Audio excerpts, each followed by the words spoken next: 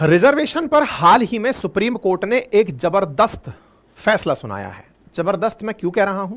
क्योंकि supreme court को काफी लंबे समय बाद समझ में आया कि हमने 20 साल पहले जो फैसला दिया था वो गलत था, उसको पलटते हैं। और सुप्रीम कोर्ट इन दिनों अपने ही फैसले पलटने में बिजी चल रही है। 5 जजेस का फैसला था 2004 का, उसको पलटकर अब 2024 में 7 जजेस की बेंच ने एक फैसला सुनाया और उस फैसले में SC/ST के अंदर सब कैटेगराइजेशन को परमिट कर दिया है। अब ये क्या होता है सब कैटेगराइजेशन, ये आज बताएंगे। क्या है पूरा मामला, ये हम बताएंगे। और साथ में ये भी बताएंगे कि इस फैसले से आने वाले समय में कई राज्यों की राजनीति कैसे प्रभावित होने वाली है।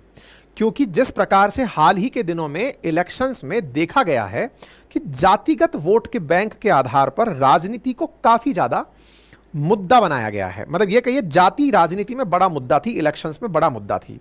अब जाति को आगे चलकर अगर राज्य सरकारें कैटेगरी में बांट देंगी तो कौन सी जाति फायदे में, कौन सी जाति नुकसान में, जिस जाति का वोट बैंक ज्यादा वो किसके समर्थन में, जिसका वोट बैंक कम वो किसके समर्थन में, आगे जो राजनीति है वो अब और कैटेगरी में सब डिवाइड होकर बढ़ने वाली है।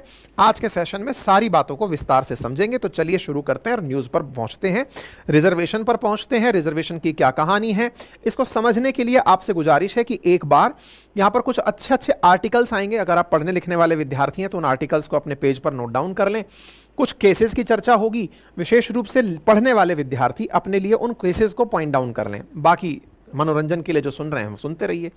देखिए सुर्खी बनती है कि सुप्रीम कोर्ट ने सब classification of SC/ST Kota allow कर दिया है। हेडिंग तो यही है। अब स्टेट गवर्नमेंट से कहा गया है कि वो सुप्रीम कोर्ट के डायरेक्शंस में SC/ST की सब कैटेगरी बना सकती है। सब क्लासिफिकेशन का मतलब, इसको आसान भाषा में पहले समझ लो ताकि इस विषय वस्तु को समझ पाओ। इसका मतलब यह हुआ कि अगर अभी तक देश के अंदर रिजर्वेशन 15%, 7.5% SC/ST को इस तरह दिया हुआ है, तो इसका मतलब यह है कि फर्दर अब 15% में भी किसको कितना परसेंट, मतलब कौन सी जाति, अगर मान लीजिए 39 जातियां हैं जिसको SC में रिजर्वेशन प्राप्त है, तो उन 39 में से कितनी जातियों को कितना परसेंट और बाकी जातियों को कितना परसेंट, इस तरह से भी अब राज्य सरकारें कर पाएंगी। अब ये केंद्र के पाले से निकलकर राज्य के पाले में जा चुकी है। इसको आसान रूप से अगर मैं कहूं तो ये मीनिंग ये निकलता है कि आने वाले समय में हो सकता है कि कोई जाति किसी एक राज्य के अंदर जिसका प्रतिनिधित्व कम हो, सोशली इकोनॉमिकली बैकवर्ड हो, पिछड़ी हुई हो, उस जाति को एक राज्य के अंदर ज्यादा आरक्षण हो और दूसरे राज्य में हो सकता है उसको कम आरक्षण हो। यानी कि आने वाले समय में स्टेट वाइज आरक्षण में भी अंतर दिखाई देगा। ऐसा हाल ही में सुप्रीम कोर्ट ने फैसला दिया है। ठीक है, आगे बढ़ते हैं। यह फैसला कब सुनाया गया? तो 1 अगस्त को सुनाया गया और सुप्रीम कोर्ट ने 20 साल पहले जो अपना फैसला दिया हुआ था उसे बदल दिया। 20 साल पहले क्या फैसला था? सुप्रीम कोर्ट ने 20 साल पहले एक फैसला दिया था जिसमें यह कहा था कि जातियों में सब कैटेगराइजेशन या सब क्लासिफिकेशन नहीं हो सकता। अब हो गया है, तो सुप्रीम कोर्ट ने कौन सी ऐसी दलीलें मानी वो भी हम बताएंगे। लेकिन इसको करते हुए सुप्रीम कोर्ट ने एक बात कही, और वो क्या कहा? पहला तो यह कहा कि अनुसूचित जाति के भीतर किसी एक जाति को 100% कोटा नहीं दे सकते आप। पता चले कि आप कह दो कि साहब आपने कहा कि 39 जातियां हैं या 40 जातियां हैं, इनको इतना % रिजर्वेशन है। अब अचानक आप निकल कर आते हो कि मेरे राज्य में तो केवल एक ही जाति मुझे ऐसी लगती है जिसे रिजर्वेशन की जरूरत है, इसको ही मैं पूरा देता हूं, बाकी सबसे हटा लेता हूं। आप ऐसा नहीं कर सकते। यानी पहले से, और अभी मैं आपको फिर से बता दूं, ये मामले बहुत ज्यादा सुप्रीम कोर्ट में फंसेंगे आने वाले समय में। ये जो फैसला है ना सुप्रीम कोर्ट में काफी सारे केसेस लेकर जाएगा। फिलहाल के लिए केस में पहली कंडीशन सुन लीजिए कि किसी एक जाति को आप 100% नहीं दे सकते, और दूसरा, अनुसूचित जाति में शामिल किसी जाति का कोटा तय करने से पहले उसकी हिस्सेदारी की पुख्ता डेटा इकट्ठा होना चाहिए। मतलब आपने कहा कि इस जाति को इतना % रिजर्वेशन, मानकर चलिए कोई व्यक्ति किसी जाति से संबंधित है या कोई राजनेता किसी जाति विशेष से आता है, उनको उसी जाति विशेष की वजह से किंग मेकर की भूमिका मिली है, वो राज्य की राजनीति में सीएम की कुर्सी तक पहुंचे हैं। अपनी जाति के लिए वो फैसला करवा देते हैं और कहते हैं कि मेरी जाति को इस आरक्षण कैटेगरी में इतना % केवल मेरी जाति को होना चाहिए। अब अगर आप ऐसा करवा दिए तो बाकी जाति इस पर प्रोटेस्ट करने उतर आएंगे कि भाई हमने क्या बिगाड़ा है। इसीलिए जब किसी जाति को आप आरक्षण में % दें तो उसके पीछे का प्रमाण बताइएगा कि इसके पीछे ये पुख्ता प्रमाण है कि ये इतना पिछड़ा है, इसकी इतनी आबादी है, इसको इतना जरूरत है, बाकी जातियों के पास ये है, पूरा डिटेलिंग करिएगा। अब चूंकि ये जिम्मेदारी राज्यों पर सौंप दी गई है और भारत के लगभग 17 राज्य ऐसे हैं जो जाति की राजनीति के चलते वोट बैंक को बदलते हुए देखते हैं, ऐसी स्थिति में सोचिए कि 17 राज्यों के अब 17 केसेस तो सीधे सीधे सुप्रीम कोर्ट पहुंचने वाले हैं, क्योंकि वो अपने लेवल पर कुछ ना कुछ कारस्तानी करेंगे और सुप्रीम कोर्ट में वो मामला वाद विवाद में पहुंचेगा और फिर हम डिस्कस करेंगे। फिलहाल के लिए सुप्रीम कोर्ट की 7 जजेस की फैसले बेंच ने 6-1 से फैसला दिया। 6 जजेस ने तो सहमति में फैसला दिया कि कर दो भैया सब क्लासिफिकेशन। एक जज ऐसी थी जिन्होंने इस फैसले का विरोध किया और उस फैसले के विरोध में उन्होंने जो तर्क दिया ना, वो बहुत प्यारा तर्क है और यहीं से विद्यार्थियों को एक बहुत बढ़िया इनपुट मिलता है। और वो क्या है? असल में अनुच्छेद 341 के खिलाफ बताया गया है इसे। अब ये क्या है मैं आपको बताता हूं। असल में भारत के अंदर जो एससी है या एसटी है, इसका डिसीजन प्रेसिडेंट के द्वारा किया जाता है। शेड्यूल कास्ट का जो क्लासिफिकेशन है वो आर्टिकल 341 के तहत किया जाता है। 341 प्रेसिडेंट को पावर देता है कि प्रेसिडेंट में with respect to any state और union territory and where it is a state after consultation with the governor thereof by public notification specify the caste, race or tribe or part of an group within caste, race or tribe which shall for the purpose for this constitution to deemed to be scheduled caste in relation to that state or union territory as the case may be। मतलब बोले ये हमारे देश में राष्ट्रपति की power है कि वो किसी राज्य अथवा यूनियन टेरिटरी में किसे शेड्यूल कास्ट में रखते हैं। ऐसी स्थिति में जब यह पावर राष्ट्रपति की है तो सुप्रीम कोर्ट इस पावर को उठाकर राज्य सरकारों को दे रहा है। राज्य सरकारों को अगर पावर दे रहे हो तो यह बड़ा सवाल है कि आपने यह पावर राज्यों को दे कैसे दी। तो आंसर बना, सुप्रीम कोर्ट के पास एक आर्टिकल की पावर है जिसका नाम है आर्टिकल नंबर 142। तो आर्टिकल नंबर 142 की पावर को आपने यूज किया और 341 की पावर को आपने हटा दिया। यानी सुप्रीम कोर्ट ने केंद्र की पावर, राष्ट्रपति की पावर को कम करते हुए अपने स्तर पर राज्यों को पावर ट्रांसफर कर दिया। तो क्या यह एक जुडिशियल एक्टिविज्म नहीं है? क्या यह एक न्यायिक सक्रियता नहीं है? न्यायपालिका already article 13, article 32, article 141, article 142 इनके चलते न्यायिक सक्रियता के लिए काफी क्रिटिसाइज की जाती रही है। बहुत बार ये सवाल उठते हैं कि सुप्रीम कोर्ट अपनी मनमर्जी करती है। किस मामले में? जब उसे लगता है कि केंद्र इस फैसले के साथ नहीं है तो चलो हम फैसला सुना करके राज्यों को अपनी तरफ से ऑर्डर दे देते हैं। बहुत बार सुप्रीम कोर्ट का आर्टिकल 142 देश में न्याय व्यवस्था के लिए बहुत बड़ी ताकत बनकर भी उभरा है। जैसे जब चंडीगढ़ के अंदर मेयर का इलेक्शन था उस समय भी आर्टिकल 142 का उपयोग हुआ था, तो वो एक अच्छा तरीका था। लेकिन हर बार आर्टिकल 142 उपयोग करके प्रेसिडेंट की पावर को डाइल्यूट किया जाए, यह चीज दूसरे जज जो हैं जिन्होंने इसके विरोध में आंसर दिया है 6-1 में, जो वो एक हैं, उन्हें पसंद नहीं आई थी। ठीक है, हमने इस बारे में अपने ट्विटर हैंडल पर भी आपको जानकारी साझा कर दी थी और आपसे पोल कराकर आपकी राय भी पूछी थी। अगर आप ऑलरेडी इस पर जुड़े हुए हैं, आप हमें फॉलो करते हैं, तो वहां जाकर आप हमारे साथ अपनी राय भी साझा कर सकते हैं। 7 जजेस की बेंच में सीजेआई डीवाई चंद्रचूड़ साहब भी थे और जो मैडम जिनके विरोध में थी उनका नाम बीएम त्रिवेदी था और उन्होंने कहा कि यह फैसला केंद्र सरकार और प्रेसिडेंट का फैसला है, हम इस तरह से आर्टिकल 142 का उपयोग करके इस फैसले को ना दें। यह एक तरह से था। अब आता है सवाल रिजर्वेशन क्यों। कुछ बेसिक बातें जिनको जान लेना जरूरी है। देखिए, सामान्य टर्म में रिजर्वेशन जो भारत के अंदर है वो सरकारी सेवाओं के अंदर और कॉलेजेस के अंदर और कुछ विधानसभाओं के अंदर कुछ particular section of our population जो है उन्हें प्रतिनिधित्व देने के लिए दिया जाता है। आसान भाषा में कहते हैं कि रिजर्वेशन समाज में समानता लाने के लिए दिया जाता है। क्यों? क्योंकि कुछ ऐसी चीजें ऐतिहासिक रही हैं कि कुछ जातियों को पहले से अच्छा, एक तरीके से कहिए तो उचित वो नहीं मिला है, प्रतिनिधित्व नहीं मिला है। तो उचित प्रतिनिधित्व के अभाव में कुछ जातियों को अगर राज्य अपने स्तर पर कुछ सपोर्ट दे दे, किसी का एक हिस्सा लेकर के दूसरे हिस्से को दे दे, तो ऐसे में समानता भी आ जाएगी और समानता के बाद दूसरी तरफ जो भी गतिविधियां हो रही हैं उन्हें, जो लोग प्रारंभिक रूप से ही पिछड़े थे, उन्हें भी अब समानता के साथ चीजों का समान उपयोग करने में सहूलियत मिलेगी। इस आधार पर देश में रिजर्वेशन दिया जाता है। भारत में रिजर्वेशन 59.5% है। ऐसी स्थिति में 10% ईडब्ल्यूएस को, 27% ओबीसी को, 22% जिसमें से 15 प्लस 7.5 एससी और एसटी को दिया जाने वाला रिजर्वेशन है। अनरिजर्व्ड कैटेगरी में 40.5% ही आता है। अब सवाल बनता है कि आरक्षण दिया ही क्यों? क्योंकि साहब ऐतिहासिक अन्याय को ठीक जो करना है। इतिहास में ऐसी बहुत सी घटनाएं हैं जिनके आधार पर यह पता होता है कि देश के समाज के कुछ जातियां, कुछ वर्ग ऐसे रहे हैं जिन्हें प्रतिनिधित्व समाज में उचित नहीं मिला। उनको दूर करने के लिए, उस प्रतिनिधित्व को बढ़ावा देने के लिए आरक्षण की आवश्यकता होती है। ठीक है साहब, इससे आरक्षण से समाज के उन वर्गों को, उन तबकों को लाभ मिल सकता है। आइए आगे बढ़ते हैं। तो अब ये लड़ाई जो आज पहुंची, ये कहां से शुरू हुई? सब क्लासिफिकेशन की लड़ाई कहां से आई, क्या कहानी रही इसके पीछे, सारी बातों को शुरू से शुरू करते हैं। देखिए, पंजाब राज्य भारत में वर्ष 1975 में ओबीसी को ध्यान में रखते हुए एससी के अंदर सब क्लासिफिकेशन कर दिया। अब ये क्या है, थोड़ा सा समझते हैं। बात है 1975 की। पंजाब सरकार ने जो आरक्षित सीटें हैं उन्हें दो श्रेणियों में बांट दिया। एक वो जो अनुसूचित जाति में वाल्मीकि समाज और मजहबी सिख थे उनके लिए, और दूसरी वो जो बाकी बची हुई अनुसूचित जाति वर्ग थे उनके लिए। अर्थात अगर किसी पर्टिकुलर श्रेणी में मान लीजिए 15% रिजर्वेशन है तो उसे दो भागों में बांट दिया। एक तरफ केवल मजहबी सिख और प्लस वाल्मीकि, इनको मिलेगा इतना परसेंट, और बाकी परसेंटेज बाकी बचे हुए अनुसूचित जाति को मिलेगा। 1975 में पंजाब का यह फैसला एससी के अंदर सब कैटेगराइजेशन को दिखा रहा था। सुप्रीम कोर्ट में यह मामला 30 साल बाद पहुंचता है। कैसे?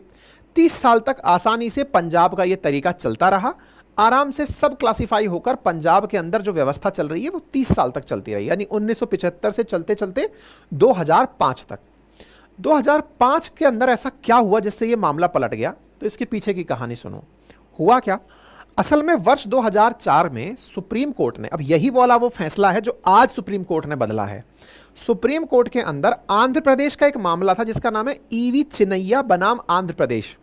ईवी चिन्नैया बनाम आंध्र प्रदेश में सुप्रीम कोर्ट की 5 जजेस की बेंच ने फैसला सुनाते हुए कहा था कि किसी भी तरह से सब क्लासिफिकेशन अलाउ नहीं है। रिजर्वेशन में एससी के अंदर सब क्लासिफिकेशन, सब कैटेगरी अलाउ नहीं है। यह समानता के अधिकार के विरुद्ध है। अब विचार कीजिए, 1975 से 2004 तक जो पंजाब 30 साल तक सब कैटेगरी बनाकर चल रहा था, एक अन्य राज्य के मामले में सुप्रीम कोर्ट का फैसला आया। सुप्रीम कोर्ट का फैसला अकॉर्डिंग टू आर्टिकल 141 सबको मानना होता है, तो पंजाब को भी मानना पड़ा। पंजाब को मानना पड़ा तो पंजाब का यह फैसला रद्द हो गया। पंजाब सरकार जो 30 साल से बढ़िया से सब काम चला रही थी, वो 2006 में लेकर के इस मामले को पंजाब हरियाणा हाईकोर्ट पहुंचती है और कहती है कि सर ये क्या कर दिया, हमारी इस चीज को क्यों कर दिया? तो पंजाब हरियाणा हाईकोर्ट ने कहा कि नहीं भाई साहब, हम इस नीति को नहीं चलने दे सकते, क्योंकि सुप्रीम कोर्ट का आदेश है और आर्टिकल 141 के तहत हमें उसको मानना होता है। पंजाब सरकार ने फिर समझदारी की। 2006 में पंजाब सरकार एक नया कानून लाई। 2006 में नया कानून लाई और नए कानून के तहत फिर से वाल्मीकि और मजहबी सिखों को रिजर्वेशन में सब कैटेगरी में एक अलग वर्ग बना दिया और बाकियों को अलग वर्ग में डाल दिया।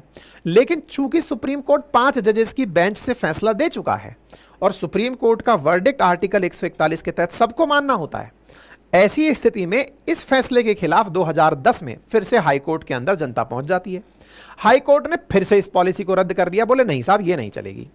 इस बात को सुप्रीम कोर्ट के अंदर फिर पहुंचाया जाता है। पंजाब सरकार सुप्रीम कोर्ट में पहुंचकर कहती है कि सर जब 1992 में इंदिरा साहनी बनाम भारत संघ जो फैसला हुआ था, उसमें भी तो ओबीसी के अंदर क्रीमी लेयर का कंसेप्ट लाया गया था।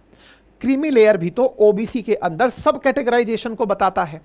तो आप लोग 1992 में मंडल आयोग के रिकमेंडेशन पर जो 27% ओबीसी को रिजर्वेशन देना था, इंदिरा साहनी जिसने रिजर्वेशन की जो लिमिट है उसे 50% तक सीमित करवाया था, उसमें उन्होंने ओबीसी में सब कैटेगराइजेशन को परमिट करवाया था कि ओबीसी में क्रीमी और नॉन क्रीमी हो सकता है। जब ओबीसी में हो सकता है तो एससी में क्यों नहीं हो सकता? इस बात को सुप्रीम कोर्ट लेकर गई पंजाब सरकार। कब लेकर गई? 2010 में लेकर गई। अब ये इंदिरा साहनी केस क्या है, थोड़ा सा इस बारे में भी जान लो ताकि आप इस बारे को और अच्छे से समझ पाओ। देखिए, इंदिरा साहनी केस असल मायने में भारत संघ वर्सेस इंदिरा साहनी केस है, जो कि एक पर्टिकुलर पब्लिक इंटरेस्ट लिटिगेशन के आधार पर 1992 के अंदर लड़ा गया था। सोशली और इकोनॉमिकली बैकवर्ड क्लासेस जो हमारे देश में हैं, उनके ऊपर मंडल कमीशन जो है उसका जो रिकमेंडेशन था उसको ध्यान में रख करके किस तरह से रिजर्वेशन को डिस्ट्रीब्यूट किया जाए, किस तरह से उसको चलाया जाए, उस पर सुप्रीम कोर्ट ने एक ऐतिहासिक फैसला दिया था। उस फैसले के अंदर जो स्टेट की पावर है उसको लिमिट कर दिया गया था और कहा गया था कि 50% से ज्यादा कोई भी राज्य रिजर्वेशन नहीं दे सकता, और कहा था कि सोशल बैकवर्डनेस का जो कंसेप्ट है वो और अन्य 11 इंडिकेटर्स के साथ डिसाइड किया जाएगा कि कोई भी कास्ट या कोई भी क्लास बैकवर्ड है अथवा नहीं। साथ ही साथ यह भी कहा गया था कि अगर कोई जाति ओबीसी में पैसे वाली है, उसका क्राइटेरिया था 1993 में 1 लाख रुपए से अगर कमाती है अधिक, तो उसे क्रीमी लेयर में रखा जाएगा। तो ओबीसी के अंदर क्रीमी और नॉन क्रीमी का भी कंसेप्ट यहां पर निकल आया था। ठीक है साहब, तो इंदिरा साहनी केस का यही वाला क्रीमी लेयर और नॉन क्रीमी लेयर वाला कंसेप्ट पंजाब सरकार ने सुप्रीम कोर्ट में चैलेंज कर दिया। सुप्रीम कोर्ट में चैलेंज कर दिया। 2020 में सुप्रीम कोर्ट ने इस 5 जजेस की बेंच के जो फैसले हैं इस पर विचार करने के लिए 7 जजेस की बेंच का गठन का निर्णय लिया। कब लिया? 2020 में।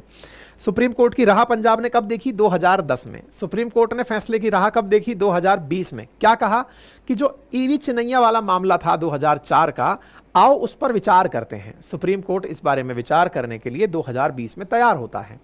2020 में तैयार हुआ सुप्रीम कोर्ट इस साल की शुरुआत में जाकर अपने 7 जजेस की बेंच बना पाता है। 4 साल बाद सुप्रीम कोर्ट की जजेस की बेंच इस जनवरी 2024 में बैठती है, 3 दिन तक सुनवाई करती है और फैसला सुरक्षित रख लेती है। ये वो आपके सामने न्यूज़ है 9 जनवरी की। 9 जनवरी के दिन इस प्रकार से ये सारी बेंचेस बैठती हैं। State of Punjab versus Devendra Singh and ORS ये करके मामला है और इसको सुप्रीम कोर्ट के अंदर सुना जाता है 7 जजेस की बेंच के द्वारा। किस काम के लिए सुना जा रहा है? पंजाब ने जो सब क्लासिफिकेशन एससी में किया हुआ था उसके लिए। ठीक हो गया। सुप्रीम कोर्ट इस पर फैसला सुरक्षित रखती है जनवरी में और कल फैसला निकाल देती है और क्या कहती है? सब classification of schedule caste for reservation, यानी सुप्रीम कोर्ट ने अपने स्तर पर सब क्लासिफिकेशन ऑफ शेड्यूल कास्ट को रिजर्वेशन में अलाउ कर दिया है। अदालत ने कहा कि कोटे में कोटा असमानता के खिलाफ नहीं है, यानी जो 2004 में फैसला था उसे पलटते हुए जहां पर उसे असमानता के खिलाफ माना गया था, समानता के खिलाफ माना गया था, यहां पर उस फैसले को पलट दिया जाता है और राज्य सरकार अनुसूचित जातियों और जनजातियों में सब कैटेगरी बना सकती हैं, जिससे मूल और जरूरतमंद कैटेगरी को आरक्षण का अधिक फायदा मिल सकता है। अर्थात इसका सीधा सा तर्क यह है कि एससी और एसटी में ऐसी बहुत सी जातियां हैं जिन्हें आरक्षण का लाभ मिला और उन्होंने ग्रोथ में काफी भूमिका निभाई, अपने जीवन स्तर को भी बढ़िया से परिवर्तित किया, लेकिन उसके बावजूद ऐसी बहुत सी जातियां हैं जो आती तो एससी में हैं लेकिन उन्हें अपनी जाति के रिप्रेजेंटेटिव में उतनी अपॉर्चुनिटी नहीं मिली। राज्य की आवश्यकता है कि वो उन जातियों को भी ध्यान में रखते हुए अपने यहां पर कुछ फैसले ले। तो इसी प्रकार से सुप्रीम कोर्ट ने कोटे के अंदर जो कोटा है इसको परमिशन दे दी और राज्य सरकारों से कहा कि आगे से याद रखना, आप अपने स्तर पर ये कोटे में कोटा तो दे सकते हो। मान लो 10 जातियां हैं, आपको लगता है कि 6 जातियों को मुझे ज्यादा रिजर्वेशन देना है एससी कैटेगरी के कोटे में से, मान लो 15% रिजर्वेशन है तो 15 में से 10% में इन 4 जातियों को देना चाहती हूं। राज्य सरकार अगर ये कर देती है तो याद रखना ये न्यायिक समीक्षा के दायरे में आता है, जुडिशियल रिव्यू हो जाएगा आर्टिकल 13 के अनुसार। मतलब ये मत समझना कि हमने दे दिया तो एब्सोल्यूट है, मतलब ये समझो कि आरक्षण पर अब बहुत सारी पिटीशंस सुप्रीम कोर्ट में जाने की तैयारी में है, क्योंकि सुप्रीम कोर्ट ने अपनी तरफ से इसको न्यायिक समीक्षा में डाल दिया है। इसका मतलब आने वाले समय में यह फैसला तो बदल गया, लेकिन सब कैटेगरी के मामले पर हर राज्य अपने स्तर पर कुछ ना कुछ करेगा, तो वो मामला तुरंत सुप्रीम कोर्ट पहुंचेगा, सर देखो हमारी जाति के हिसाब से इन्होंने हमें रिप्रेजेंटेशन नहीं दिया है। ठीक है साहब, आरक्षण के बावजूद निचले तबके के लोगों को अपना पेशा छोड़ने की कठिनाई होती है, ये सब बातें यहां पर बता दी गई। अच्छा, एक और बात यहां पर आई और वो ये थी कि कई बार कुछ जाति के लोग आरक्षण का लाभ ले लेते हैं लेकिन उसकी दूसरी पीढ़ी इसकी हकदार नहीं होनी चाहिए। अक्सर आप में से बहुत से लोग इस बात को कहते हुए कमेंट बॉक्स में पाए जाते हैं, सोशल मीडिया हैंडल्स पर पाए जाते हैं कि सर हम आरक्षण के तो समर्थक हैं, लेकिन आरक्षण से किसी एक परिवार के एक सदस्य ने आईएएस में या स्टेट पीसीएस में या फर्स्ट ग्रेड जॉब में स्थान पा लिया उसने एक बढ़िया पैसे का पद पा लिया, उसके बावजूद उसकी पीढ़ी दर पीढ़ी और लोग भी आरक्षण का लाभ ले रहे हैं। ऐसा पंकज मिथल करके जो जस्टिस हैं, इनका भी मत था। इनका कहना था कि एक व्यक्ति को अगर आरक्षण मिल गया, उसकी पीढ़ी को आरक्षण नहीं मिलना चाहिए। अब ये राज्य सरकारों पर है कि वो इस विषय पर क्या फैसला लेती हैं। कुछ राज्य सरकारें हो सकती हैं कि ऐसे लोगों के लिए आरक्षण को खत्म कर दें। मतलब एक प्रकार से विचार अब यह है कि आने वाले समय में जजों के इस फैसले का कि सब क्लासिफिकेशन होना चाहिए, राज्य सरकार अपनी मर्जी से पालन करेंगी और देखना होगा कि वो इस पालन में और कौन सी जजेस की बात को मानती हैं। जहां तक बात है 2004 की, तो सुप्रीम कोर्ट ने सब क्लासिफिकेशन को, सब कैटेगराइजेशन को गलत बताया था और कहा था कि ये वाला पार्ट केवल 341 के तहत प्रेसिडेंट के पास है। लेकिन वर्तमान में आर्टिकल 142 का उपयोग करते हुए सुप्रीम कोर्ट ने यह फैसला सुना दिया है। इस पर हमने आपसे ट्विटर यानी एक्स पर भी एक पोल करा के पूछा है कि यह सही है अथवा गलत। आप भी अपनी राय देना चाहें तो ट्विटर पर जाइए, हमारा नाम सर्च करिए, यानी कि एक्स पर जाइए, हमारा नाम सर्च करिए, वहां पर आपके साथ में पोल मिलेगा। ज्यादा जानकारी के लिए आप हमें यहां पर फॉलो भी कर सकते हैं। ठीक है साहब। अब सवाल, कुछ क्वेश्चंस जो बचे हुए रह जाते हैं वो क्या है कि इसमें क्या क्रीमी लेयर बना करके कुछ जातियों को रिजर्वेशन से बाहर किया जा सकता है क्या? तो देखो, क्रीमी लेयर के लिए अभी कोई आर्थिक आधार पर सुप्रीम कोर्ट ने वर्डिक्ट में कोई बात बोली नहीं है, लेकिन अब ये राज्य के दायरे में आती है कि वो क्या तरीका अपनाती है। अभी जो सुप्रीम कोर्ट की बात है वो जाति पर केंद्रित है, इस जाति को इतना, इस जाति को इतना। जो ओबीसी में क्रीमी लेयर है, वो क्रीमी लेयर किसी जाति विशेष तक नहीं है, ओबीसी कैटेगरी पर लागू होता है। यहां पर अभी इस तरह की बात बोली नहीं है, लेकिन अगर कोई राज्य ऐसा कानून ले आता है तो वो इसी से कंक्लूड होता हुआ निकाला जा सकता है। क्यों? क्योंकि इस फैसले को लिखते समय इंदिरा साहनी केस का भी जो वो यूज किया गया है, मतलब रेफरेंस यूज किया गया है, तो हो सकता है कल को कोई राज्य सरकार एससी में भी क्रीमी लेयर ले आए, तो वो हो सकता है उस समय के लिए इस फैसले के अनुरूप ना हो, लेकिन भविष्य में सुप्रीम कोर्ट के अंदर वो जाए तो सुप्रीम कोर्ट कहे ठीक है, बढ़िया ही किया, इसमें गलत क्या है। ठीक है। दूसरा एक बड़ा सवाल यह बनता है, जो कि मतलब जिन लोगों के परिवार में पहले से ही सरकारी नौकरी है, तो उन लोगों के घर में क्या परिवार होगा, ये राज्य सरकारें तय करेंगी। अब नंबर तीसरा, सरकारी नौकरियों में ही ये वाला सब क्लासिफिकेशन अलाउ होगा कि या फिर जो कॉलेज एडमिशंस हैं उन पर भी लागू होगा या संसद में भी होगा। देखिए, चूंकि ये रिजर्वेशन सब पर बात की जा रही है, शुरुआती तौर पर इसकी जो व्यवस्था है वो सरकारी नौकरियों को ध्यान में रखकर की जा सकती है, लेकिन आरक्षण में यह नहीं कहा जाता कि 15/6 में आ गया तो 16/6 में नहीं आएगा। वो तो आरक्षण है, दोनों जगह ही वो वैलिडेट होगा। आगे चल करके ये सभी नौकरियों पर भी लागू होगा और पार्टियों पर भी लागू होगा। अब इससे राजनीति पर जो असर पड़ेगा ना, वो सबसे ज्यादा व्यापक होगा। क्यों? बहुत से राज्य भारत में जातिगत राजनीति के लिए जाने जाते हैं। जैसे अभी उत्तर प्रदेश के अंदर जब इलेक्शन हुए तो समाजवादी पार्टी जो है वो एक शब्द यूज कर रही थी, पीडीए। पीडीए के अंदर उनका पी था पिछड़ा, डी था दलित और ए था अल्पसंख्यक। तो बोले हमने पीडीए गठबंधन बना करके एनडीए को हरा दिया है। पीडीए में पिछड़ा, दलित और अल्पसंख्यक। अब ये जो दलित है ना, अब इस दलित में सब क्लासिफिकेशन हो जाएगा और वो कौन करेगी? राज्य सरकार। अब जो दलित अभी तक किसी राज्य सरकार के समर्थन में नहीं था, भाई ऑब्वियस सी बात है, बहुत सी जातियां हैं, जातियों के अपनी अपनी समीकरण है। ऐसी जातियां जो किसी एक राजनीतिक पार्टी की वफादार रही हैं, हो सकता है आने वाले समय में उन राजनीतिक पार्टियों द्वारा उस पर्टिकुलर जाति के साथ कि बेटा तुमने तो चुनाव में हमारे साथ गड़बड़ की थी, तुम तो साइड में हटो। अब तुम्हारा ये जो लाभ तुम लेते आ रहे थे, जिससे कि तुम आरक्षण के ऊपर राजनीति भी कर रहे थे और लाभ भी कमा रहे थे, और जो वाकई में पिछड़े लोग थे, जो जिनकी तुम मलाई खा रहे थे, अब उनको हम मजबूत करेंगे। तो जिनको वो सरकार मजबूत करेगी, वो वाला पक्ष उस सरकार का वफादार हो जाएगा। मतलब कुल मिलाकर के अब जाति की जो राजनीति है ना राज्यों में, वो और ज्यादा गहराई तक उतरने वाली है। और इससे जो यूनाइटेड वोट पड़ते थे, क्योंकि अब ये सब क्लासिफिकेशन एससी एसटी में आया है, आगे आने वाले समय में ये ओबीसी में भी आ जाएगा, क्योंकि ओबीसी में अभी क्रीमी और नॉन क्रीमी का चल रहा है। ऑलरेडी रिकमेंडेशंस ओबीसी के लिए भी आ चुकी हैं। ऐसी स्थिति में अगर ओबीसी में भी सब क्लासिफिकेशन आ जाता है कि इस जाति का रिजर्वेशन कम किया जाए जो ऑलरेडी पावर में है, और इन जातियों को बड़ा पावर, मतलब बड़ा हिस्सा दिया जाए, तो ये बहुत बड़ी से जाति की जो पॉलिटिक्स है ना, उसकी दिशा और दशा बदलने वाली होगी।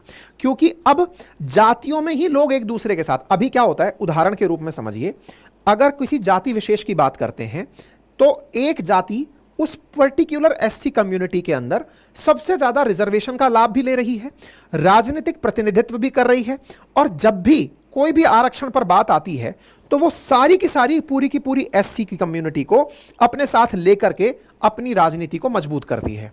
अब लेकिन क्या होगा, अब ये लोग आपस में ही बट जाएंगे, तो ये फूट डालो और राज करो की नीति की तरह काम में लिया जाएगा। 17 राज्य ऐसे हैं जहां पर जाति से राजनीति होती है। ऐसी स्थिति में फूट डालो और राज करो की नीति राज्य सरकारें अपने हिसाब से अपनाएंगी कि ये वाली जाति जिसके पास पावर ज्यादा है, क्योंकि जिस प्रकार से अभी अपने देश में हुआ लोकसभा चुनावों में राजनीति किस तरह से हुई थी कि साहब 10% वर्सेस 90% की लड़ाई, जनरल वर्सेस अदर्स। क्यों? क्योंकि जनरल सबसे ज्यादा सक्सेसफुल हैं, सबसे बड़े पदों पर बैठे हैं, सबसे ज्यादा पैसे वाले पदों पर बैठे हैं, प्रशासन में बैठे हैं, इनके खिलाफ सबको कर दो। ये नीति जो अभी 10 वर्सेस 90 थी, अब ये 15% में भी इसी तरह से हो जाएगी कि 2% वर्सेस 13%, कि तुम्हारे सारे की सारे रिजर्वेशन के हक को इन 2% लोगों ने अब तक यूज किया है, उनको अंदर ही अंदर अब राज्य सरकारें लड़ा देंगी। राजनीति अब बहुत गहराई तक घुसेगी और नए समीकरण निकल कर आएंगे। यह फैसला राजनीति को बदलने वाला है, जो मुझे फिलहाल लग रहा है। ठीक है ना? बाकी आप लोग इस पर ज्यादा समझ रखते हैं, अपनी तरफ से अपनी बात बताइएगा। मेरी तरफ से तो बस यही इस पर सलाह है। बाकी आपकी राय जो भी है वो कमेंट बॉक्स में जरूर बताइए। फिलहाल के लिए इतना ही। और